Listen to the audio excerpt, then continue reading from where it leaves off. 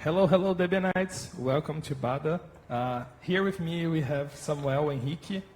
He's a Debian developer since 2018, and he's going to present us the secret sauce of Debian. I want to see this one, okay?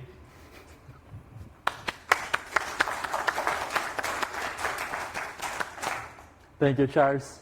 Turns out the secret sauce is not so secret, actually. I've got the idea of presenting this talk once I've realized two things.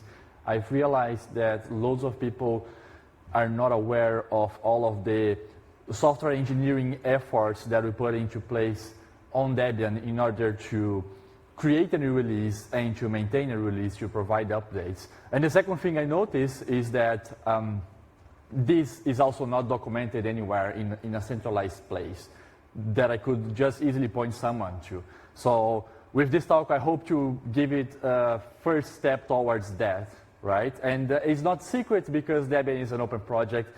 You will know all of this if you are a Debian developer and if you have spent some time thinking about it, because merely being a Debian developer is not enough. It's easy to let these things slip through your mind and not realize what is actually going on. My name is Samuel Henrique. That's the Brazilian pronunciation of my name because I am Brazilian. I have been a Debian developer since 2018. I work mostly in the security tools packaging team on Debian, but I also maintain packages outside of it, so curl, rsync, shellcheck, a few others. I do some work with mentorship for newcomers, mostly focused in packaging. And for work, I am a system developer engineer for AWS. I work for the Amazon Linux distribution. I do security in there. My socials are linked here, but I usually just use SamuelOPH as my username. These slides are in my website as well, samueloph.dev/slides. And I also link them in the Etherpad for this talk in the DebConf website. As I said, there are a lot of things that we put behind the project to support this. So I had to choose the most important ones to talk about. First of all, I'm going to talk about the Debian organization. It's important to explain what are the measures we put in place to align everybody towards the same goal. After all, we have to work together. We have to share the same vision. I'm going to talk a bit about the CPU architectures we support and how that helps us spot issues.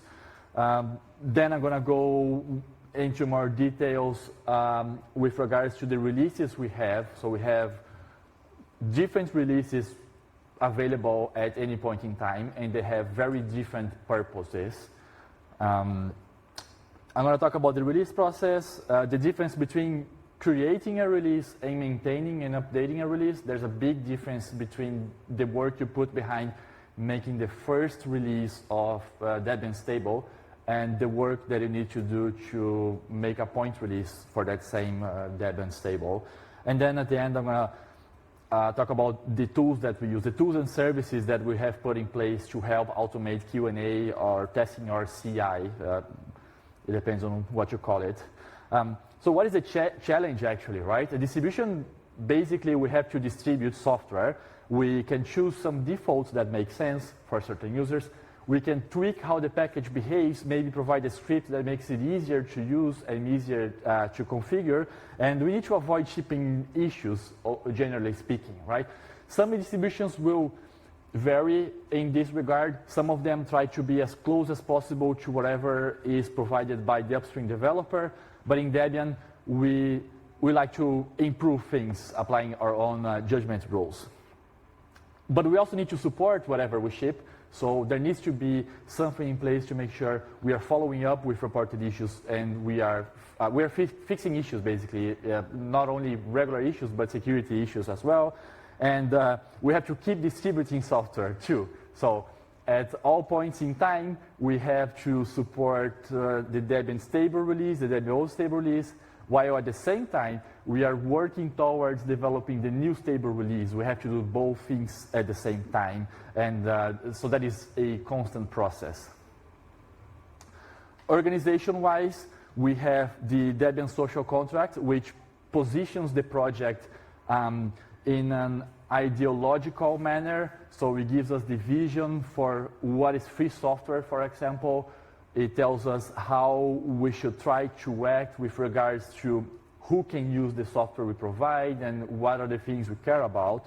Then we have the Debian Constitution, which lays down the effective organization of the project. It gives powers to certain roles. So you have the Debian project leader, you have the technical committee, you have the project secretary, and it also defines a decision-making process that we call a general resolution, a GR. So that is the official means by which we make decisions in the process. We have the Debian policy then, which is the policy document that enforces how our packages should behave on a technical level. So it says, for example, that you are forbidden from doing certain things because we don't want the distribution to behave that way. And then the Debian developers reference, which is a document that makes recommendations to how you can achieve those things. How can you follow the policy correctly? Here are the tools that you can use. So once you have a tight organization where we are all sharing the same goals, following the same rules, roughly speaking at least, we have different releases that we have available, and they're ordered from top to bottom in the order from which you usually think in your head when you're thinking about the process of pushing something new to Debian, right?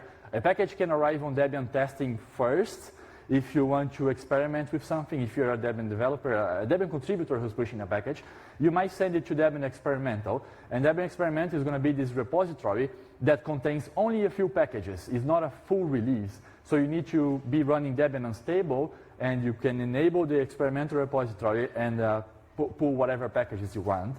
Then we have Debian Unstable, which is also called Debian Seed. They're the same thing. And this is a full release. You can install Debian Seed on your machine, and it is a rolling release, so it's constantly being updated. Now, this is not an officially supported release, so you should not be installing this on your production servers, but it is a rolling release. And then we have Debian Testing, which is also a rolling release, slightly more stable than Debian Unstable. We're going to get into that. And then finally, Debian Stable, which is what you should be running on production servers. And Old Stable as well, and Old Stables. We support those for officially 5 years, and then you get some more if you use other services like Frictions. Lastly, Debian Stable Backports. Stable Backports is a repository that we use to provide newer packages for users of Debian Stable. This is not a officially supported repository as well, but it comes into play because if you're a Debian Stable user, sometimes you need different versions of the package, and the Stable Backports repository gives you this flexibility. I'm going to talk a bit more about that later. We have 20 architectures in the project. 9 of them are official, 11 of them are not official. So the official ones, we use it to build all of the packages for the officially supported releases, so that is Stable and Old Stable, and also the development releases, so testing and Stable Experimental. We build all of the softwares in those architectures. For the non-official ones, we only build the packages for Unstable, Experimental, and testing. And this list is constantly changing. It's up to the release team to decide what is it official architecture or not. And the consideration there is basically, are we going to be able to support this architecture in the long term? Are we going to have enough infrastructure to build packages on this? Because we build a lot of packages. And are we going to have enough people to help in cases where there are issues? So they make this decision in time for the next stable release every time. This is the current list. We have a service called build.debian.org. That is the website. And what you're seeing here is a screenshot from this service that is showing you the build results of I believe it's the core utils. Yeah, core utils package. Each row there is one of these architectures. And you can see the build results. Green, it means it succeeded. Red, failed. If you navigate throughout this page, you can find previous logs as well for older releases. And yeah, you can read the build logs of any Debian package, pretty much, any Debian release as well. So this is for seed. So why does it matter, right? Because I'm talking here about Q&A and testing and Debian being stable. It matters because we have diversity of architectures. We have non-Linux architectures. Right now we have only Herd. We used to have K3BSD as well. We have architectures with different endianness in its CPU. We have big endian architectures, little endian architectures. We have 32 and 64-bit architectures. These examples, by the way, we have more than that. I'm only listing one of them for each. And we have architectures with different sizes for C data types, such as int, long double, or tiny t. There is a link at the bottom there for the wiki page. This wiki page has a lot of nice information, a lot of nice tables describing these differences of architectures. But then so what, right? Why does this matter then? It matters because we are able to spot issues. There are certain types of issues that will only happen on a certain architecture. For example, big engine architectures are prone to this type of thing. Lots of people don't have a big engine machine to test their software on. There are other cases as well where the issue is, so the issue can be more likely to happen on that architecture or can happen only on that architecture. And then you can also ask, maybe the upstream doesn't matter, right? Is this important? Well, at least we know. So if your software is packaged for Debian, you're at least going to know if it runs or not. And then you might care about it, you might not care about it. This is one example. We are looking at a commit message from Guilherme Puida. He's a Debian maintainer. He packaged Go AWK. Go AWK is an AWK interpreter written in Golang. The moment this package arrived in Debian Unstable, which is the first entry point, we noticed that the builds were failing for 32-bit architectures. So he reported upstream, and he also provided a fix for that. This means we were effectively the first ones to ever build this software for 32-bit architectures, or at least the first ones to report the issue, or maybe the first ones to care enough to run the tests of the software to realize there was an issue. Another example here, that's from the AircrackNG project. This was a big engine issue. I remember this happening at least twice with AircrackNG due to the way they work. They're doing some hardcore things with Wi-Fi in there. And it was failing for all big engine architectures.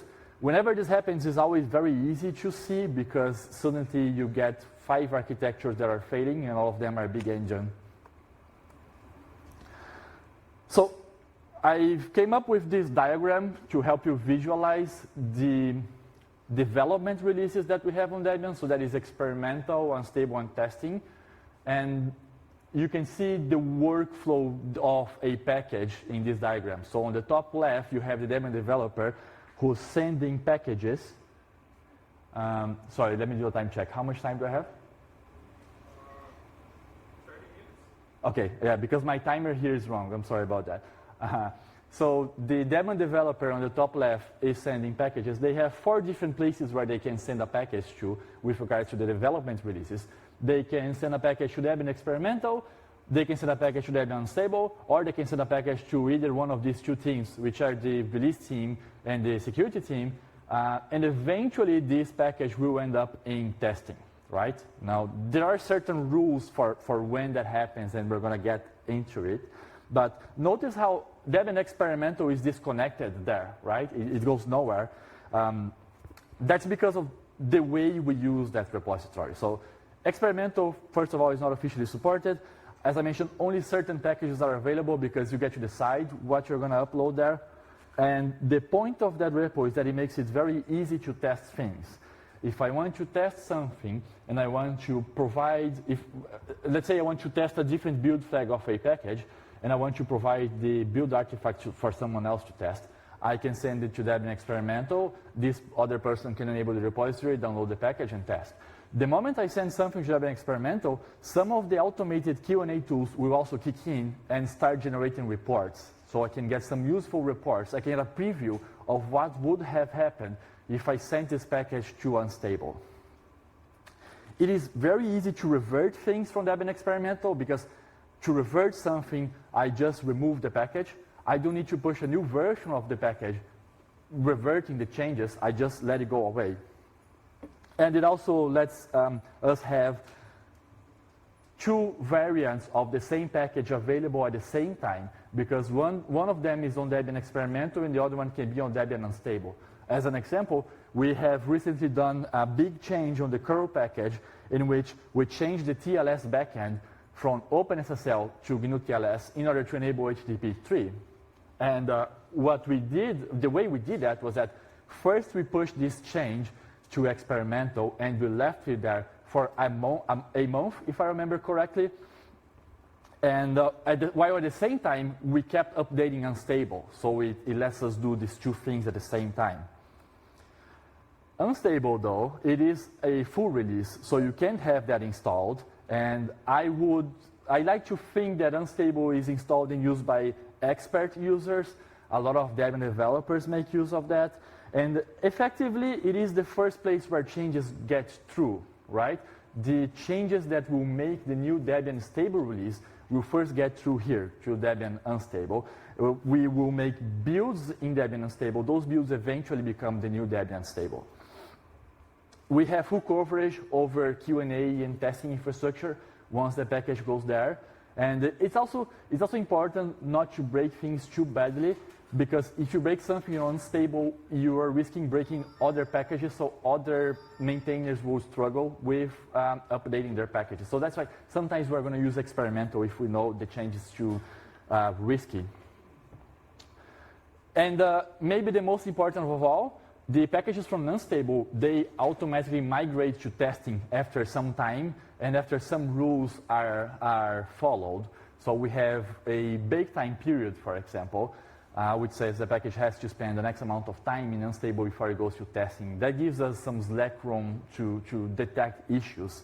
And tests also needs to pass. So I'm going to talk about those tests later. Testing is also a not officially supported release. We did have a breakage recently regarding the time key transition. Something that happens every 20 years maybe, but is resolved now. That just goes to show that it can still break, although it is quite stable. We have all of the packages available as well, and it's installed and used by advanced users. So I think that's kind of how I see it. Unstable for experienced users, unstable for advanced, but maybe it's more muddy than that, because I use Debian testing, for example. It's a matter of preference, but Unstable is a bit more risky with regards to breakages. And on testing, we are very strict with what packages can be in there, because when it gets to testing, it's getting very close to being the next Debian stable release. So packages that are broken are automatically removed by toolings that we have.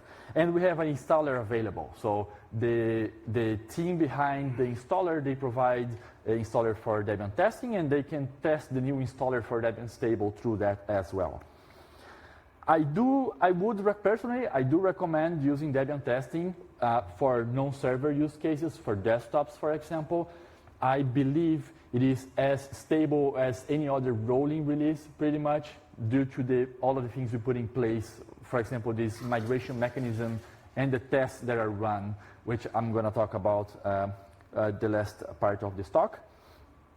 And testing is used as a preparation for stable. So this is the same diagram over again. Experiment over there, package does not flow anywhere, unstable to testing, a lot of magic happening behind there, bake time, tests, and then at the bottom we have, those are special cases, so that's the testing proposed updates repository and the testing security repository.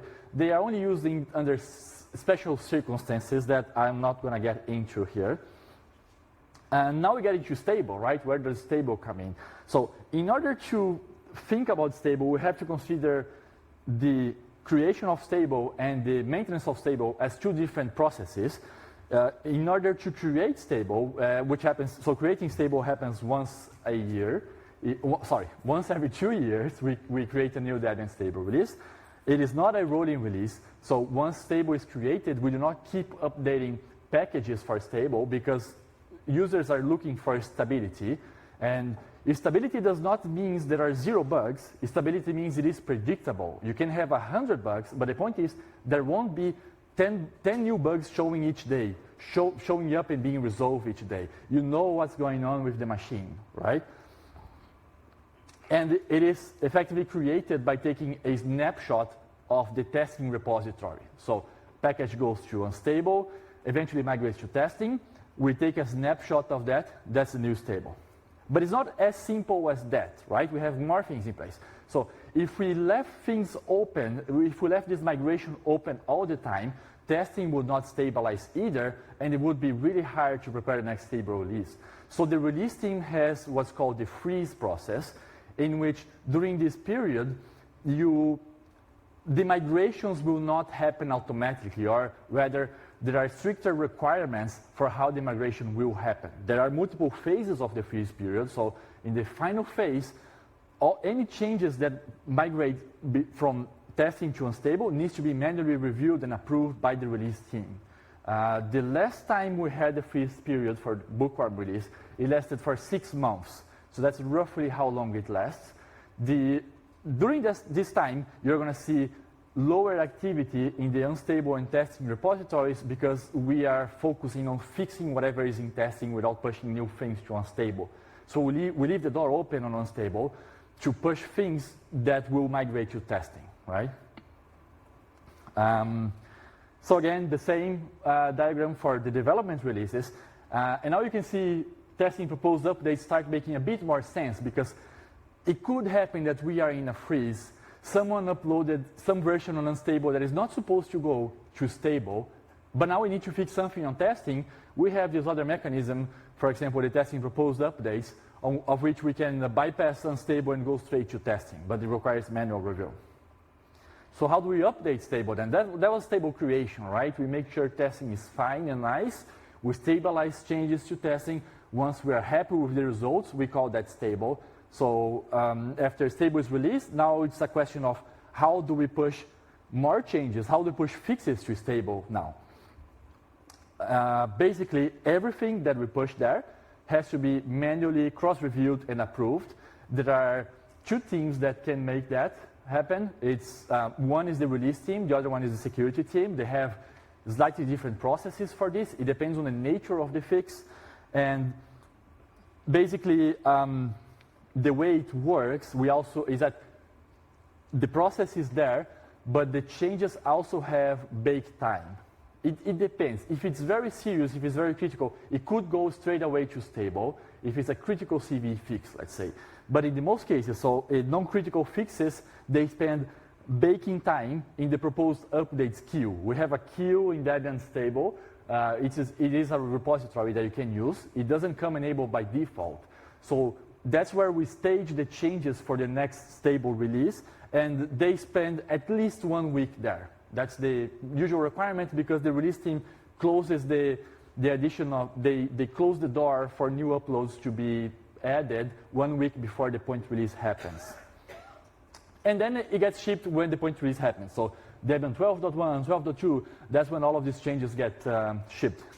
Now this diagram shows the workflow of a package for stable, right? So you can see the big bubbly square there, let's say stable, those are the default stable repositories.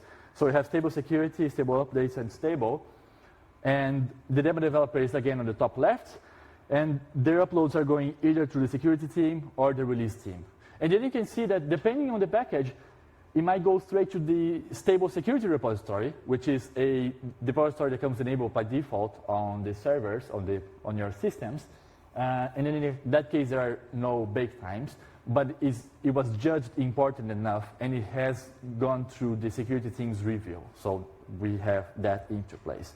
And at the bottom, you have the point release here, where it goes to stable. To summarize, we're going to talk about the release process so far. So you have the development releases, experimental, testing, and stable.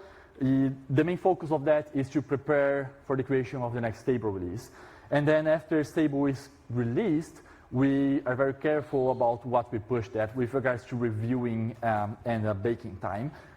But the most important thing is that there are Q&A and testing or CI across all of these, right? So now we're going to get a bit more into that. I had to choose a few tools to talk about. We have a million tools on Debian that we can use for this sort of thing. It is a free software project after all. Everything is freely available. Anybody can just query all of the build logs of Debian packages, identify a pattern of something that's wrong, for example, and provide patches for everything in batches, right? Anybody can do that. So there are some initiatives that do not come from the project officially. The ones I decided to talk about here are DH Autotest, Lintian, AutoPKG Test, and DebCI, and Salsa CI. But there are many, many more. If you reach to this wiki page, wiki.debian.org/qa.debian.org, there is an extensive list of the things we do. But you're going to be fine, if you're just curious about it, you're going to be fine with the ones I'll tell you now. DH Autotest is a tool that is hooked into our package building system, and it's supposed to run tests at build time, tests of a package. When we're building a package, we have to compile the software. Part of the process is to run whatever tests we can. This tool will automatically try to guess how to run tests from upstream. For example, if they provide a make target for testing, it's likely that DH Autotest is going to identify that and run for you. But if not, you can tell you what it is. You can do any type of testing you want. Generally speaking, we run upstream tests in here. The results of the tests are shown in the build logs because it's run at build time. And what this does is it confirms that everything works between the package and the architectures we support, between the package and the dependencies we have, and between the package and the build flags we have. It might be tempting to say, right, if upstream is running these tests when they release, why do we run them again? And it is because of this, because upstream might not have run the tests with the same versions of dependencies we have. They might not have run with the same architectures or the same build flags. We do a lot of hardening build flags on Debian, and sometimes we spot issues because of that upstream did not realize because they didn't use those flags. This makes it very easy to detect issues even before the upload happens, because if the issue affects your architecture, when you build a package, you're going to get a failure, so you know something's wrong.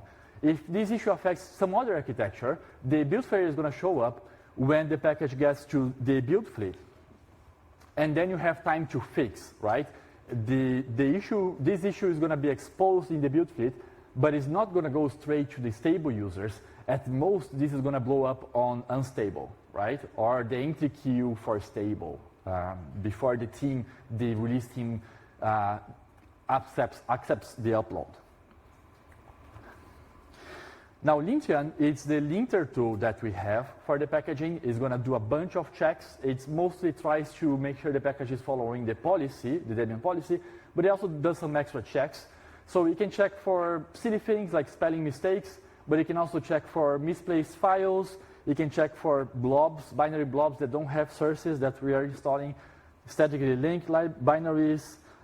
There's really a million things that Lintian can check for, and we have that hooked up into the build process. So if Lintian detects something that is serious enough, the package will be rejected when it first hits the FTP master entry point. This is one example of something slightly silly, I would say, but Lintian spotted. This was my first contribution to the curl project, I believe. Lintian realized that they had a test script that was calling Python 2. That was the dark ages where we were migrating from Python 2 to Python 3. It turns out that the curl project had forgot to change the interpreter to Python 3. They did not realize. And luckily, the script was already supporting Python 3. It was just a matter of changing the call to the interpreter. That was detected by Lintian. Now, AutoPKG test and DebCI, those are the ones I am most excited about. Those two and Salsa CI. AutoPKG test defines how we write tests for our packages, but those are tests. Those are not build time tests. Those are, let's say, tests external to the build process, right? So it defines, first of all, it defines how you can write scripts to test your package, And then when you're running those tests, you get the build package and you run whatever script is in there. So it is a end-to-end test of the package. We usually do the upstream tests here as well. It might depend, but it's usually a good idea. But this is very powerful if you write your own tests. And you have a lot of freedom here. You can pick extra dependencies for your test, for example, and the tool will install them. And so basically you can use anything to test your package. That is just the tool, right? The mechanism by which we do this. And then we have DebCI, which is the service that runs this constantly. It is hosted at ci.debian.net. It is constantly running these tests for all the archive we have, for every change, and it has a long list of architectures for which runs the tests too. These are not all of the architectures we have in the project. It's a bit smaller scope, but it's very extensive, so it covers a lot of issues. So with DebCI, the main artifact of DebCI is basically the reports of these tests, right? We use these reports to decide whether or not a package should migrate between unstable and testing. So if I upload something that's broken, DebCI might catch that, and the package will not migrate automatically. And for any package update, so if I update a certain package A, all of the tests of the reverse dependencies are also going to be run. So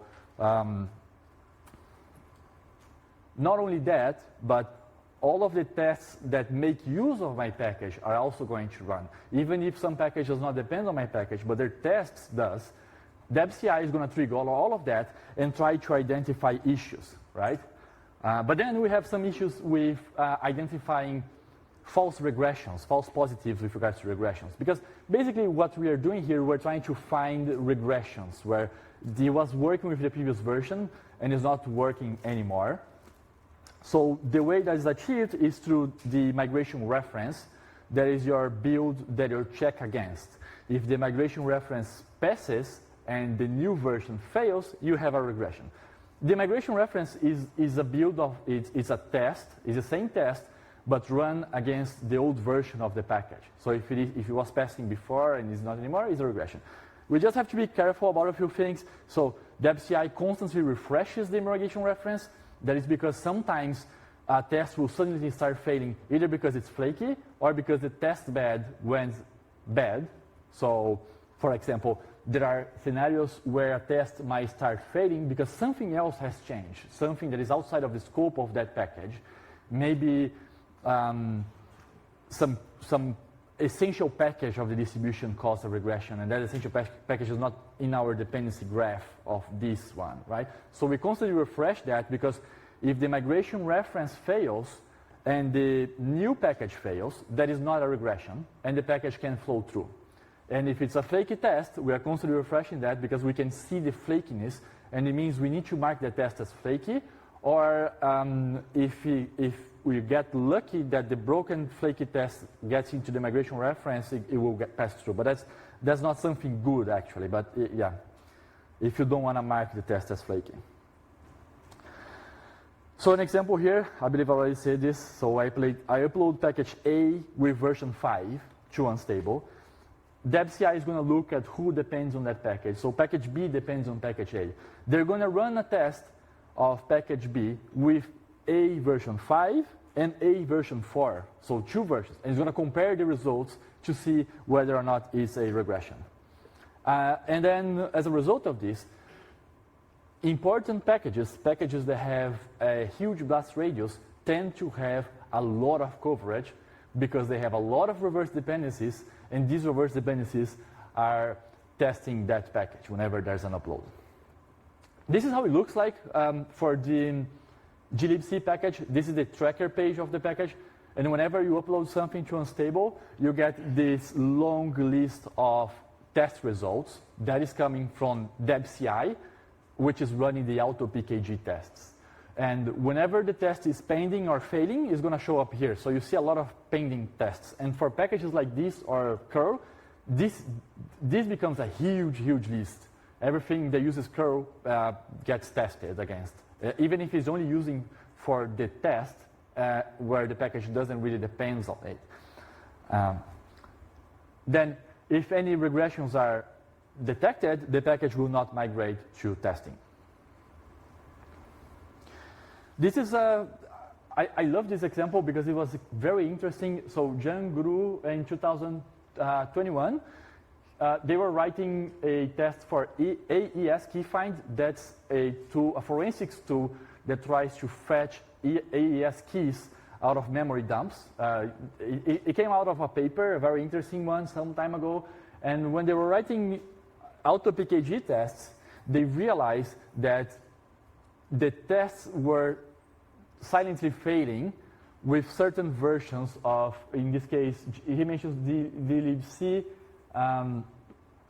So with those versions, glibc and kernel, right, the test would not pass. So the program would not crash, but it would not find the key either, because under this test environment, he injected a AES key into a memory dump, and he would try to fetch it, and he realized it wasn't fetching in this case. So it is a silent failure, because if you're just a user of the package, you think you're going to assume that it just could not find the key.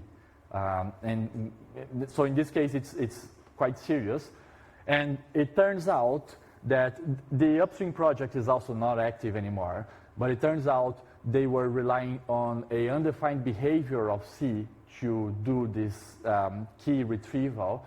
And eventually, at some point, glibc, GCC got updated, and it stopped working. Because it's undefined behavior, anything can happen. So because of that, we were able to fix the issue. And since this project is not active anymore, I'm pretty sure there are actually a lot of distributions out there that don't have the fix, and they probably don't know that this is broken either. But I did my best to try to send this out. Another interesting case that is from Nmap. When we updated Nmap to 7.94, a test from UDP tunnel started failing. And now, UDP tunnel doesn't even depend on Nmap. You don't need Nmap to run UDP tunnel. But the auto-PKG test from UDP tunnel was relying on Nmap, so it triggered DebCI to test it against. And turns out there was a hidden regression there. That is a email reply from Nmap upstream. From the Debian bug report. They were watching the Debian bug report, and they noticed there was an issue. Now, Salsa CI, I love Salsa CI. That's another thing we use to make sure our packages are all nice and stable. This Salsa is the Debian GitLab instance. We call it Salsa. And there is a Salsa CI team which is responsible for providing CI recipes for our repository. So this is a test that runs at the commit level, right? You just set up your job in the repository, in the Git repository. It's very straightforward. And then for every commit that you push, all of these tests get run. Now, it might be little bit hard to read, but in the first and two columns, we are basically testing that the package builds. And then on the third column, we do this extensive battery of tests. So we do the auto-PKG test. It runs here as well. Maybe I don't want to run on my machine. It's going to be running here. We have BLHC, build log hardening check, which is another tool that looks at the build logs and try to identify cases where build flags are missing. For example, if upstream is overriding the C flags in their make file, this tool is going to notice that. It's going to say, hey, you're missing this build hardening flag. Lentian gets run there. We have repro test. That's a reproducibility test. So the job will make two builds of the same package under different environments with some key differences in those two environments. So username is different, time zone is different folder, different locale as well. And it's going to check if the binaries are exactly the same, right? Holger gave a talk about this reproducible build, so I highly recommend if you're interested in that. We have also then some other test builds and cross-build tests. So we try to cross-build the package and check if that works. We do not provide any cross-build packages as part of our repository. So if you install something from Debian, it is natively built. But we do our best to support this use case. This is very helpful for bootstrapping new architectures, or even for everyday use. Let's say you have an old Raspberry Pi with a weak processor, you need to build something. You can cross-build it from a beefy machine and just send the artifacts there. And this check makes sure that that's going to work, basically, that you can effectively cross-build things. Honorable mentions. I didn't talk about a bunch of things we do. I believe these are the key ones, but we also have multi-arch hints. We have a service in place that makes sure there are no issues with mixing different architectures of packages in a machine, and this detects a variety of those issues. There are archive-wide rebuilds that happen. This is an interesting one because this is not officially part of the project as far as I know, but there are some Debian developers that do this by themselves. They would just rebuild the whole archive and check if something is wrong, because maybe some package suddenly stopped building and they report issues against, usually also suggesting fixes. And then Janitor. Janitor is truly great as well. I kind of feel bad for not giving it more space. Janitor it does a lot of things, but from my point of view as a packager, Janitor will send merge requests to Git repositories of packages suggesting improvements. So it is one of those bots for this type of thing, but it's very extensive. It's not like the regular bot that just bumps a dependency. It will suggest changes that are much more complex in nature. I absolutely love Janitor. All right, that was the talk. We might have some time for questions. We have 4 minutes for questions.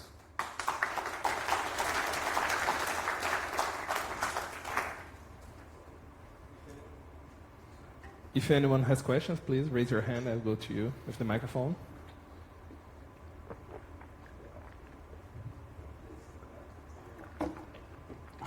Hello, my name is Dima. Thank you for this talk. Quick question. You mentioned a couple of Salsa CI tests. Is that something you have to opt in for, or is that automatic? Like how do you get those things? You have to opt in for, but it's very straightforward. Basically, there are 2 ways you can opt in for. You can have the YAML definition file added into your repository, and then you configure your repository to call that, or you just, in the configuration of the CI job, you just point to the link of the main job. And in that way, you cannot override anything, because Salsa CI allows you to override pretty much anything as well. You can disable some tests, or you can perform some tests with specific flags, for example. So in the case of curl, we have a long-running battery of tests. So for the regular building of Salsa CI, we disable those tests, and we let them run for everything else. If you want to find it out, you can just search for Salsa CI on salsa.debian.org, and it's going to be described there in the README.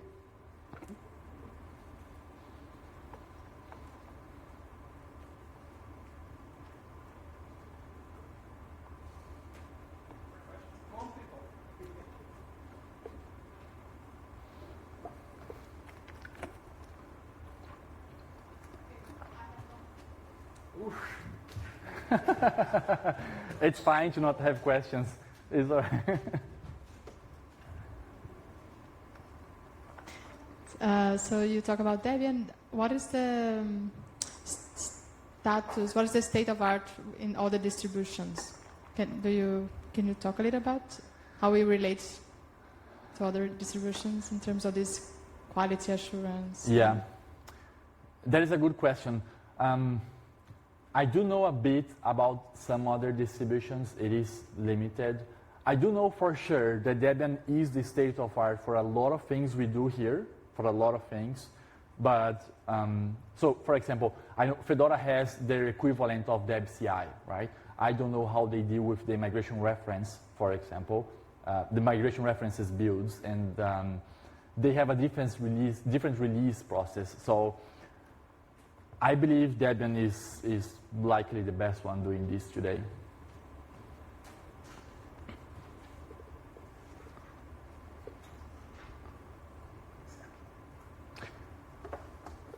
Thank you very much. Okay, so let's thank Samuel.